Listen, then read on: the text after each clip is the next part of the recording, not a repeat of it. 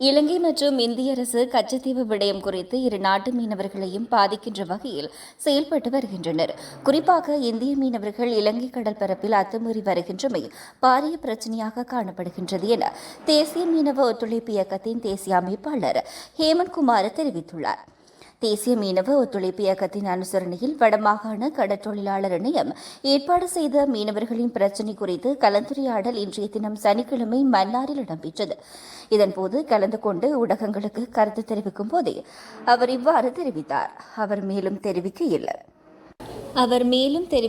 1974ஆம் ஆண்டு இந்திரா காந்தி ஊடாக ஏற்றுக்கொள்ளப்பட்ட ஒரு ஒப்பந்தம் உள்ளது.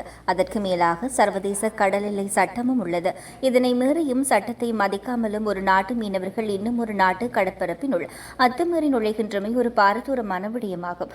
இதனால் மீனவர்கள் பாதிக்கப்படுவதோடு அவர்களின் வாழ்வாதாரமும் கேள்விக்குறியாக உள்ளது.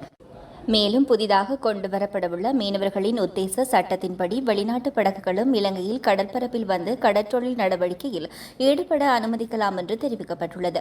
எனவே குறித்த சட்டம் அமல்படுத்தப்பட்டால் இந்திய மீனவர்கள் சட்ட ரீதியாக இலங்கை கடற்பரப்பினுள் மீன்பிடிக்கக்கூடிய நிலை ஏற்படும். புதிய சட்டத்தினால் நமது கடல் வளம் சிதைக்கப்படும்.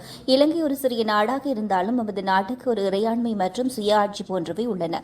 இவற்றை பிற நாடுகளும் சர்வதேசமும் மதிக்க வேண்டும் என்பதை நான் கூறிக்கொள்ள விரும்புகின்றேன் மேலும் அவர் தெரிவித்துள்ளார்.